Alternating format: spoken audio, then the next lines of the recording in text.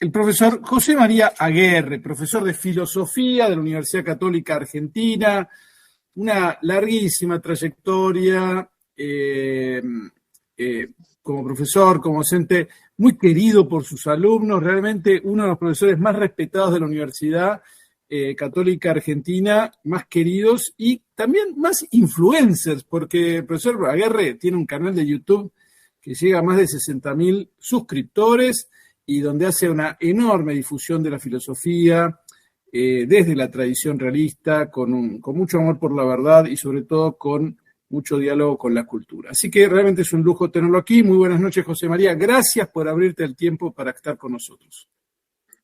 Muy buenas noches, Nicolás. Bueno, gracias por tus palabras y bueno, muy buenas noches a todos los oyentes de Por la Vida.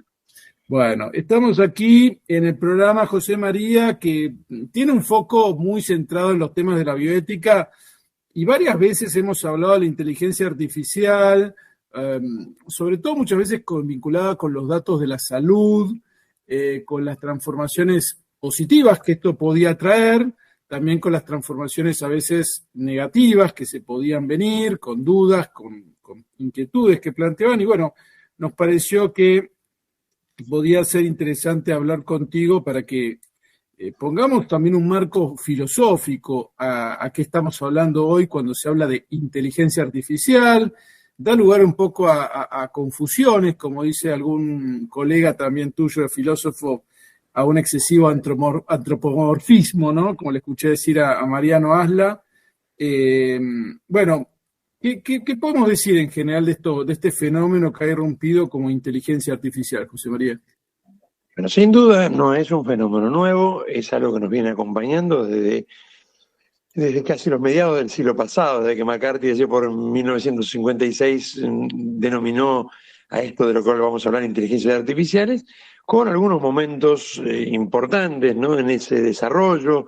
El primer robot allá por el 1966 que limpiaba o hacía las tareas de la casa, el triunfo de la computadora sobre Kasparov, el campeón mundial de ajedrez en el 97, la asistente virtual que es Siri en el 2010, y tantas otras cosas que nosotros utilizamos actualmente, ¿no? Es decir, como el GPS, es decir, o como incluso hasta los buscadores de Netflix, ¿no?, cuando queremos ver una película. El tema es que se ha producido una emergencia de las inteligencias artificiales en este momento debido a la erupción de la tecnología GPT, ¿no? Y a partir de ella, y sobre todo con la interfaz que nos permite conectarnos con este transformador generativo preentrenado, ¿no?, es decir, o preeducado, que es justamente el chat GPT. Bueno, se ha hecho masivo, ¿no?, el alcance y la posibilidad de acceso a estas inteligencias. Y bueno, estamos viviendo un tiempo complejo, ¿no?, porque más allá de reconocer su entidad, y ahora vamos a eso, que no es de ninguna manera, es decir, la de una inteligencia humana, obviamente que genera resultados que nos dejan pasmados, ¿no?, por lo impresionantes que son.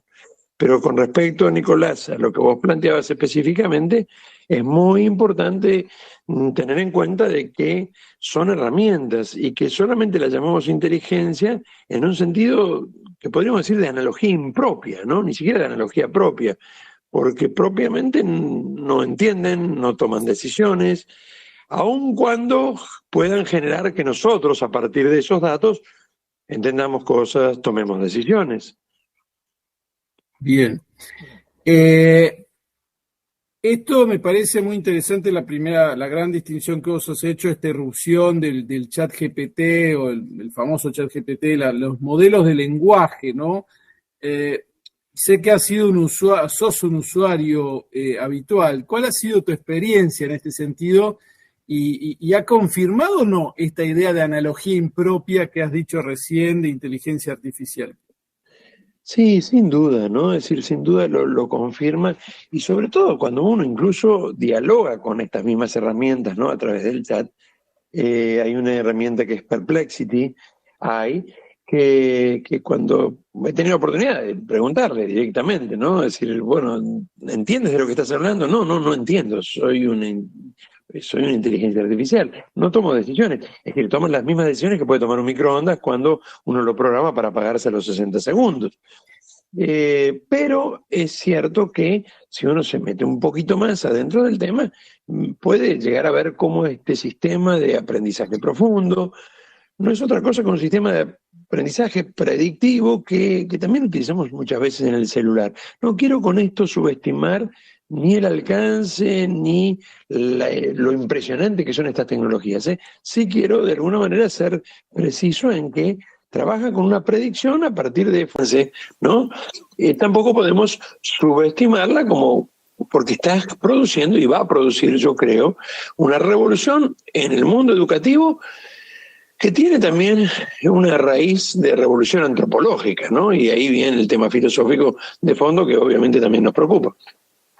Claro, justamente te iba a preguntar sobre eso, es decir, bueno, compartimos contigo muchos ámbitos académicos y bueno, me llamó la atención cómo te entusiasmaste de alguna manera por estudiar este fenómeno en los últimos meses. Realmente le has dedicado un montón de horas, José María, y uno dice, ¿qué te movió a meterte a estudiarlo tanto? ¿No? ¿Es solo lo educativo, es lo filosófico, es todo un conjunto? ¿Por qué te movió tanto? ¿No? Vos, yo sé que has tenido mucho tiempo dedicado, por ejemplo, al diálogo entre el rock y la literatura y la filosofía, pero de pronto pegaste un salto y te viniste a este campo. ¿Qué te movió en ese sentido?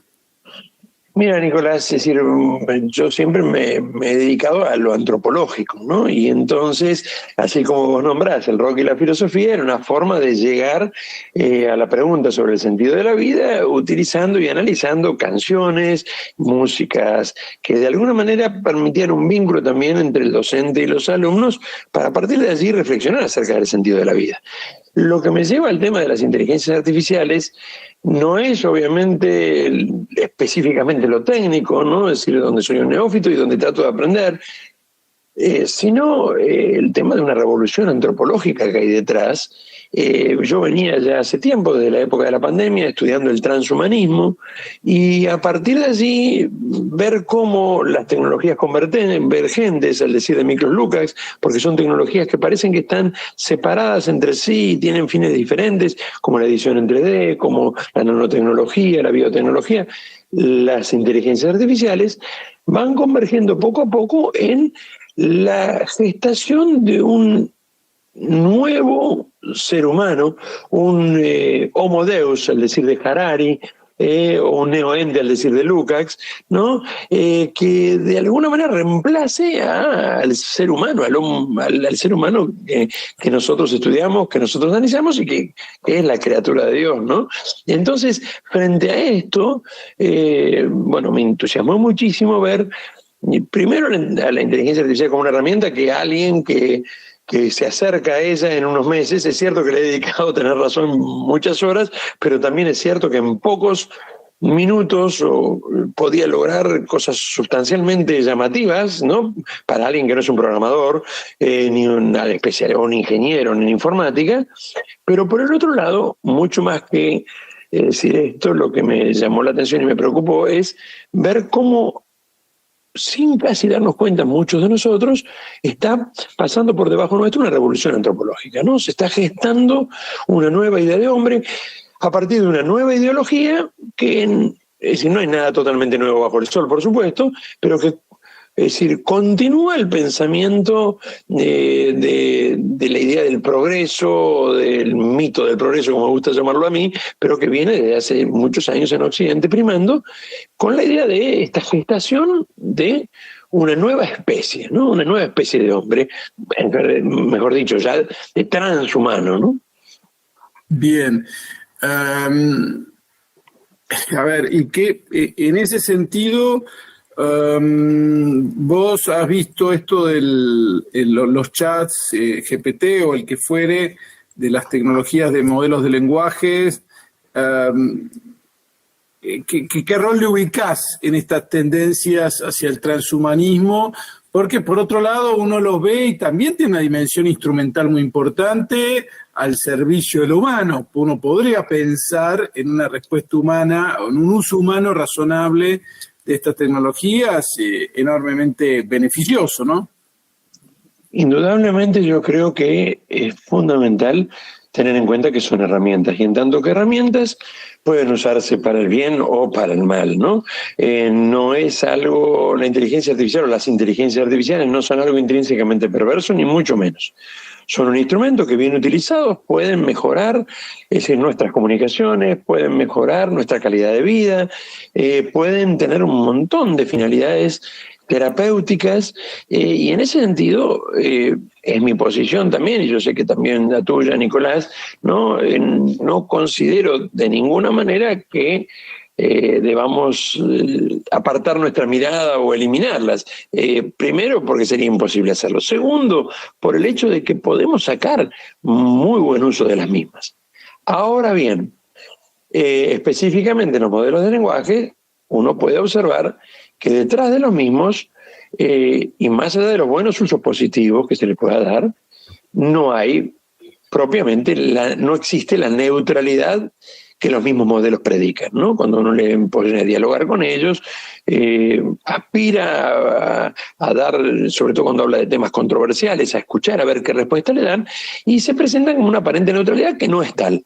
De hecho, cuando uno está unas cuantas horas, empieza a darse cuenta como, si bien hay un modelo de lenguaje que se va educando con el contacto con la gente, que parte de los parámetros, también hay filtros que en principio están puestos por los mismos programadores de OpenAI para evitar respuestas poco éticas, pero que indudablemente suponen una visión de la ética y una visión de la realidad que es totalmente sesgada, ¿no? Y eso creo que es importante, y también es una de las cosas que más me interesó, ¿no? Porque creo que, y es mi opinión personal, por supuesto, pero que hay que conocerlas, que hay que aprovechar todos los beneficios, pero que también hay que hacer un juicio crítico muy importante para darnos cuenta cómo estas tecnologías, especialmente los chats, ¿no?, de comunicación, Bard de Google, el de Bing, ¿no?, de Microsoft, que también utiliza tecnología GPT-4 en este caso, o el GPT de OpenAI, pueden manipular el pensamiento. Por ejemplo, te doy un ejemplo muy concreto, ¿no? Es decir, le pregunto, ¿crees en Dios? Pregunta muy tonta para hacerle a una máquina, y la respuesta fue la correcta, ¿no? Soy una máquina, no puedo creer en Dios. Hasta ahí todo perfecto, ¿no? Pero continuó la respuesta. Solo puedo darte información acerca de hechos y verdades objetivas. La creencia en Dios es algo totalmente subjetivo y personal. Bueno, ya al decirme esto me está tomando posición, ya no está abandonando su neutralidad, ¿no? Para dar un ejemplo más complejo, pero que creo que es entendible, ¿no? Sí, clarísimo, ¿no? Es decir, esto es muy importante de clarificar. Nuestra audiencia, vos sabés bien que Radio María tiene alcance enorme nacional, y me parece este aspecto muy importante porque también es una apelación a nuestra aproximación crítica a estas tecnologías, ¿no? Por supuesto, ¿no? Por supuesto que a medida que uno las va conociendo, insisto mucho, creo que es necesario que las conozcamos, no podemos esconder la cabeza como un avestruz, tenemos que conocer de qué se tratan. También podemos encontrarle usos muy positivos. En la medida en que yo le pregunte acerca del pensamiento de Santo Tomás de Aquino y le pida respuestas de Santo Tomás de Aquino, como tiene incorporado todo el pensamiento de Santo Tomás de Aquino, claro que me va a dar buenas respuestas. Es cierto que al principio muchos se quejaban diciendo, pero nos da respuestas erróneas. El GPT-4 mucho menos que el GPT-3. Por otro lado, si sabemos preguntar, si sabemos hacer los prompts, eliminamos mucho también el carácter erróneo de las respuestas. Es decir, a medida que las vamos conociendo, podemos aprovecharlas bien para aumentar nuestra creatividad, para encontrar citas, pensamientos que de otra manera nos llevarían horas o días. Hay cosas muy positivas. El problema es que cuando no hacemos esto y le pedimos simplemente respuestas a preguntas o a temas controversiales, ahí corremos el riesgo de ser manipulados por esta información. Y por otro lado también hay otro riesgo, ¿no?, que es el de la dependencia, ¿no? Pero bueno, ese es otro tema, ¿no? Es el tema que me preocupa a mí fundamentalmente, es este tema ideológico que, insisto, es aprovechado por un transhumanismo que Y acá, Nicolás, también quiero ser claro porque soy totalmente ajeno y me quiero apartar siempre de lo que son las teorías conspirativas, ¿no? Que sus mismos promotores plantean una y otra vez, y lo han hecho en estos días. Sam Altman, el CEO de OpenAI, ha invertido $119 millones en alargar la vida utilizando nanotecnología para revertir la vejez de las células. Esto lo acaba de hacer unos días atrás. También tenemos a Bill Gates con sus inversiones en criónica, ¿no? Y en congelación de seres humanos para esperar que se puedan aplicar con fines terapéuticos o con fines de alargar la vida estos avances que las inteligencias artificiales nos permiten ahora. Son los mismos promotores de las tecnologías los que están aspirando a crear un hombre que en algunos casos ya están diciendo puede llegar a tener una expectativa antes de fin de siglo de vida de 1000 años. Y uno dice, bueno, pero esto tal vez es ciencia ficción, pero cuando ve sus inversiones, cuando ve sus afirmaciones, entonces empieza a darse cuenta, pensemos en Elon Musk también, ¿no? Cuando vemos, por ejemplo, esto a lo mejor ustedes ya lo han tocado en algún otro programa o lo tocarán más adelante con mayor profundidad, que el ente regulador de medicación y de asistencia médica en Estados Unidos acaba de autorizar la experimentación en seres humanos con los chips neuronales de Neuralink, empresa de Elon Musk, uno empieza a decir, bueno, esto entonces no es ciencia ficción, esto entonces no es una teoría conspirativa, sino que esto es un conjunto de hombres que con las mejores o peores intenciones buscan generar un hombre diferente, ¿no? Y para eso no solamente nos importa la superlongevidad, que es algo con lo cual se está trabajando muchísimo, sino también una superinteligencia, de que no sirve vivir muchos años si no tenemos la inteligencia para hacerlo. Y ahí aparecen también estas inteligencias artificiales que, al decir de los mismos protagonistas, van a transformar y están transformando en pocos meses el mundo, ¿no? Y ahí aparecen otras preocupaciones también de carácter antropológico, por ejemplo, el paso del Homo sapiens al Homo ludens, como diría Byung-Chul Han, ¿no? Este filósofo surcoreano que con mucha lucidez nos decía, estamos dejando de ser un Homo sapiens para convertirnos en un hombre dedicado a jugar. ¿Por qué? Porque en el fondo estas inteligencias van a poder reducir, al automatizar los procesos, tanto en la necesidad de trabajo, de personas que trabajen, ¿no? Y abaratar así tanto los costos, que van a generar, estas son palabras de Sam Altman, palabras de Bill Gates de estos días pasados, van a generar millones de desocupados. Hace 20 días atrás, Elon Musk planteó la necesidad de que haya una renta universal para las millones de personas que se quedarán sin trabajo. El gobierno de Italia, de Meloni, viste que primero procedió a prohibir el ChatGPT. Luego no lo pudo mantener, lo habilitó, pero ya ha creado una renta, por ahora casi simbólica, de 45 millones de euros para aquellas personas que se estén quedando ya mismo sin trabajo y para financiar su formación en lo digital, en lo tecnológico, para que se vuelvan a reinsertar en el mundo laboral. Sam Altman acaba de crear una criptomoneda, WorldCoin, que a través del orbe, y esto parece el pensamiento de Orwell, nos retrotrae en 1984, a esa novela distópica, ¿no? Ha creado el orbe, y el orbe, ¿qué es lo que hace? Genera reconocimiento a través del iris, ¿no? Identificación a través del iris de las personas y biométrica, y el objetivo ¿cuál es? Que cada persona que acepte que se ha leído su iris o se ha identificado su iris, persona obviamente biológica, ¿no? Porque justamente según el objetivo de él, diferenciar a las personas biológicas de las que no lo son, está recibiendo ya 20 tokens, es decir, 20 fichas de criptomonedas para generar esa renta universal. Esto salió la semana pasada. Nicolás, ya en este momento en Europa ya hay 2 millones de personas registradas. Es impresionante, ¿no? Porque ahí aparece todo el tema de datos personales, que sé que es algo que vos sabés muchísimo y te interesa un montón. Aparecen un montón de otras cosas que incluso están llevando a que la Comunidad Europea, hasta hace unos días atrás, ya eurodiputados en comisión con 84 votos había resuelto a través de la necesidad de regulación, empiece a regular y a poner límites por ejemplo, a esta identificación biométrica en la vía pública, por ejemplo, el tema de datos personales, ni hablar del de derechos de autor. Bueno, hay muchas cosas que están detrás y que indudablemente apuntan a un cambio antropológico, no solamente educativo o social o laboral.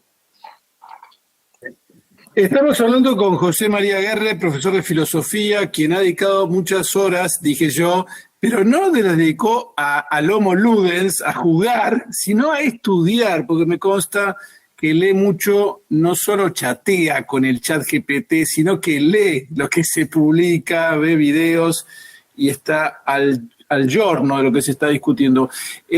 José María, vamos a hacer una pausa con un tema musical. Al regresar te voy a estar preguntando un tema que compartimos algún paper hace unos días.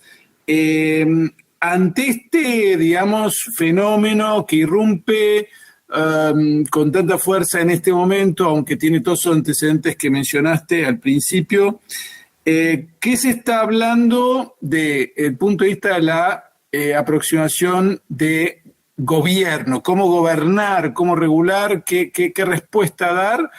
De lo que vos estás leyendo, las tendencias que se hablan en las distintas esferas donde el tema está siendo conversado, los foros. Y después te dejo la pregunta para que lo sigamos luego de eso, hablar de la gobernanza, sobre la dimensión educativa, experiencias, cosas que quieran compartir. Primera. Bueno, José María, te había dejado la pregunta picando sobre la gobernanza, lo que se llama gobernanza o la dimensión de regulación que se enfrenta. ¿Qué respuestas se están esbozando? ¿Hay una pasividad?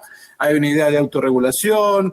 ¿Hay un intervencionismo excesivo? Vos mencionaste quizás el caso de Italia, que fue una primera respuesta que resultó al final en un primer esbozo, pero que prontamente se volvió para atrás. ¿Qué podemos decir de este tema? Bueno, yo quiero empezar un poquito desde atrás, leyéndote unas palabras, ¿no? Oyendo a nuestros oyentes unas palabras. Me preocupa que los datos disponibles hasta ahora parezcan sugerir que las tecnologías digitales han servido para aumentar las desigualdades en el mundo, no solo las diferencias de riqueza material, que son importantes, sino también las diferencias de acceso a la influencia política y social. Nos preguntamos, ¿son nuestras instituciones nacionales e internacionales capaces de exigir responsabilidades a las empresas tecnológicas por el impacto social y cultural de sus productos?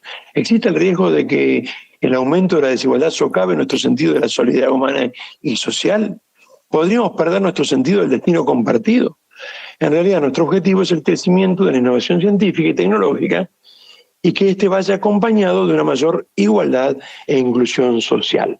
Esta conferencia del 26 de abril de 2017 es una conferencia que dio el Papa Francisco, que el 26 de marzo volvió a hacer un discurso donde esto está citado, hablando acerca de que las nuevas tecnologías, y refiriéndose ahora ya directamente a las inteligencias artificiales, sin duda pueden tener objetivos muy benéficos, pero tenemos que tener muchísimo cuidado en las disparidades que pueden generar y también en la responsabilidad para hacer las regulaciones correspondientes, ¿no? Perdón, Nicolás, que me fui un poco lejos, pero creo que es importante la palabra del Santo Padre en esto, muy lúcida, que de ninguna manera condena las tecnologías, pero que manifiesta mucha preocupación. Ese discurso del 26 de marzo está en Vatican Va, es muy interesante, es breve, pero muy interesante, plantea muchos riesgos y nos lleva al tema de las regulaciones.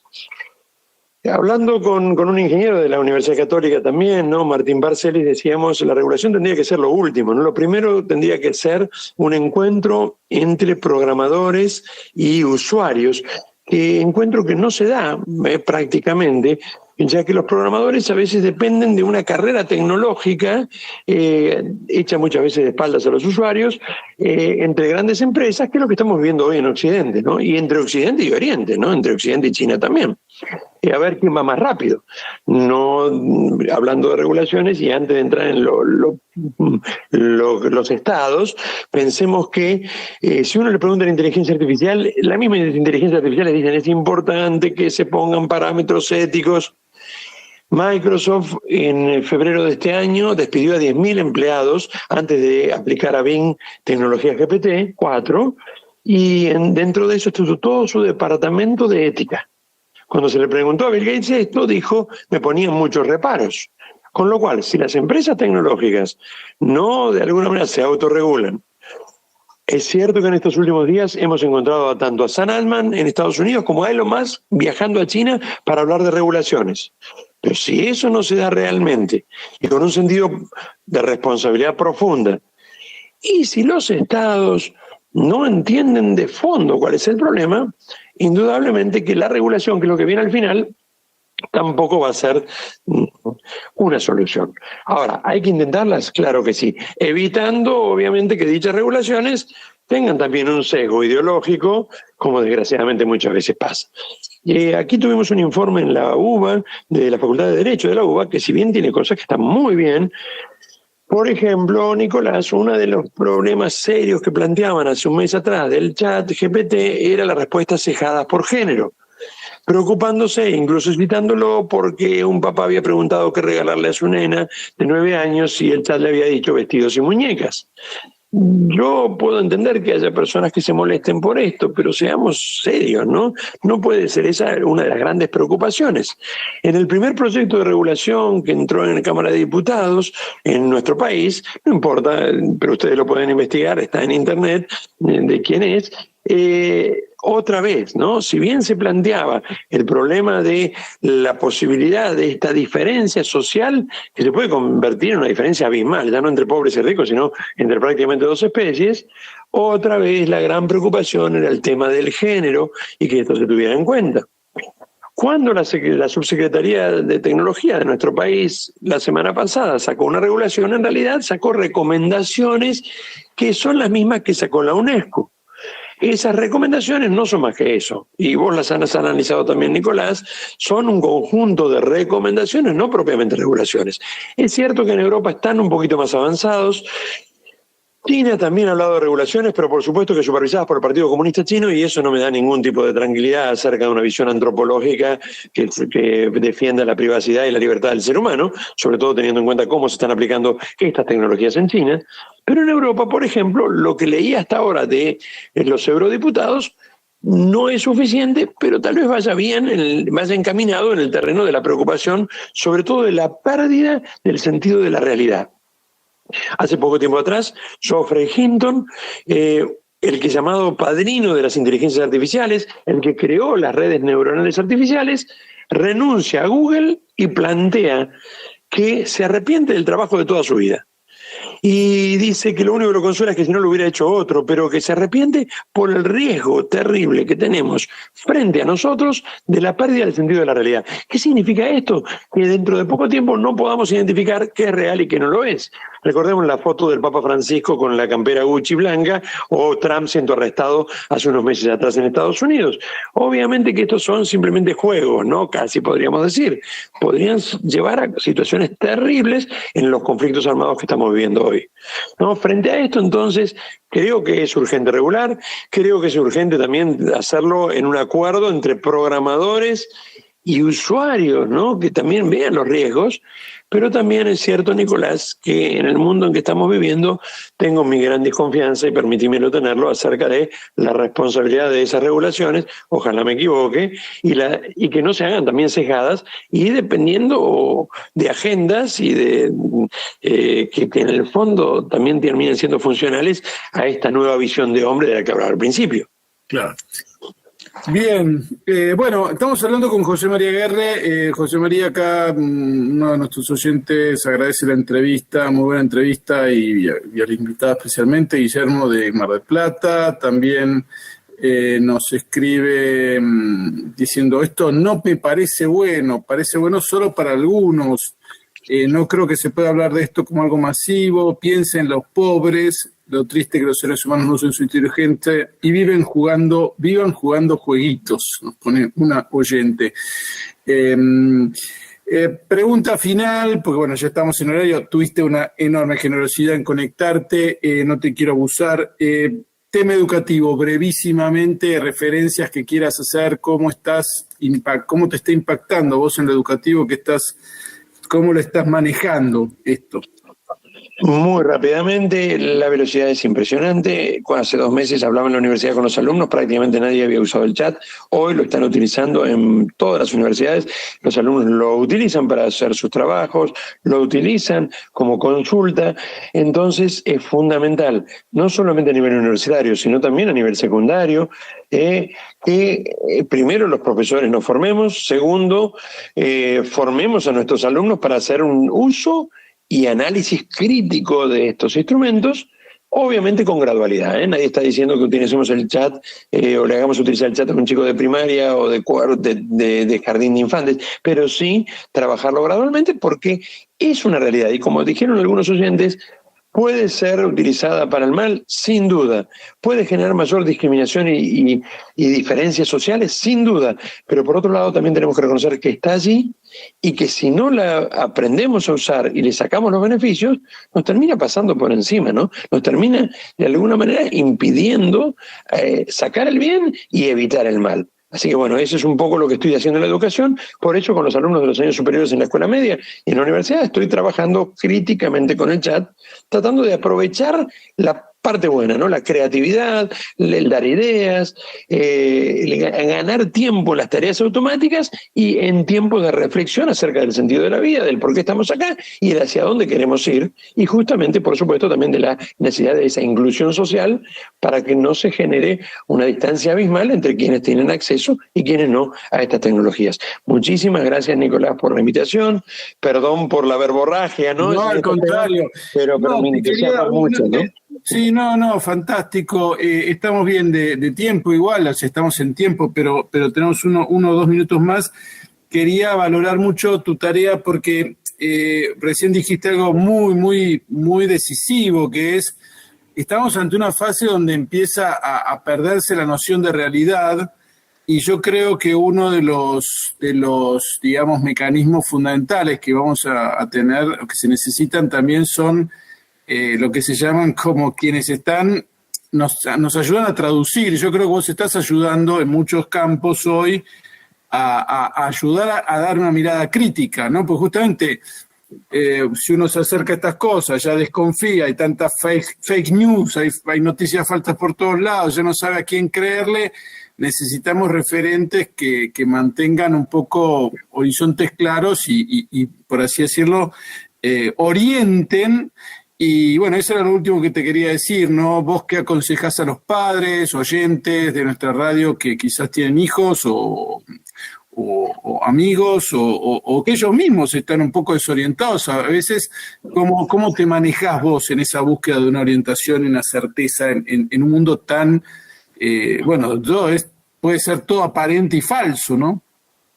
Bueno, indudablemente, como pasó con Internet en su momento, como pasó con los celulares luego, es muy importante la presencia, ¿no? Y cuando hablamos de la familia, sobre todo, la presencia y el diálogo con los hijos. Nadie duda de que los más pequeños van a ser los que más rápidamente van a incorporar estas tecnologías y con mayor celeridad y mayor perfección, ¿no? Si no lo han hecho todavía hasta ahora, es porque por ahí se distraen más rápidamente. Cuando ven la utilidad, lo hacen. Y los que han nacido en un mundo digitalizado tienen toda la potencia para hacerlo mucho más rápido que nosotros. Por eso es fundamental, primero que todo, formarnos, ¿no? Tratar de encontrar ahí. Yo pongo a mi disposición mi canal de YouTube, Prof. José María Guerra, y todo lo que voy subiendo. Mañana voy a tener una entrevista con un ingeniero que está haciendo su tesis doctoral en inteligencias artificiales en la Universidad Austral, ¿no? Gustavo Riesgo, y así como con él, con Micros Lucas las he tenido. Pongo a disposición lo pequeño que estoy haciendo. Ya no somos pocos. En la UCA estamos organizando cursos, estamos organizando charlas de distintos lugares, desde educación a distancia, bueno, ponernos obviamente a disposición, pero sobre todo para aquellos oyentes, dialogar con sentido común con sus hijos, acercarse a las tecnologías sin el temor de encontrarnos con un Terminator que nos vaya a dominar en el futuro, sino más bien con el gran temor de no dejarnos maquinizar. ¿Cuál es la mayor preocupación, Nicolás, para mí? No es que el día de mañana las máquinas nos dominen, sino que nosotros nos maquinicemos creyendo que la inteligencia es simplemente acumulación y procesamiento de datos, y por lo tanto diciendo, si tengo esto, ya está. reduciendo el derecho, la filosofía y la ingeniería a simplemente hacer buenas preguntas y esperar sus respuestas. Si hacemos así, entonces el hombre corre riesgos, y ese riesgo de extinción que Bill Gates, Harari y tantos otros han dicho en estos días, se empieza a hacer realidad, ¿no? ¿Por qué extinción? No porque nos destruyan, ¿no?, las inteligencias artificiales, sino porque nosotros dejemos de ser propiamente humanos y nos empecemos a dejar manipular. Por eso creo que los papás tienen que formarse. Creo que desde la Universidad Católica estamos tratando de con la mayor velocidad, pero también con la mayor precisión, y eso a veces lleva un poco de tiempo también, ¿no? Salir a dar cursos, a dar charlas para que lo conozcan, y por el otro lado, dialogar mucho con sus hijos, dedicarle un tiempo a todo esto, porque estamos viviendo una revolución en lo educativo y en lo antropológico, sin duda también. Excelente. Bueno, José María, muchísimas gracias por tu tiempo. Sé que fue un día largo y te tomaste el trabajo de apenas llegado a tu casa a atendernos, así que gracias, muchas gracias. Y bueno, Dios te bendiga y que sigas haciendo esta tarea. Recomendamos tu canal de YouTube para todos los que lo quieran ver, muy recomendable. Muchísimas gracias y felicitaciones por el trabajo que están haciendo, por el programa, y bueno, muchas gracias. Un honor haber podido participar. Excelente. Bueno, conversamos con José María Aguerre, profesor de filosofía de la Universidad Católica Argentina, quien es una de las personas que en nuestro país más está estudiando el tema de las inteligencias artificiales desde perspectiva filosófica y poniendo su conocimiento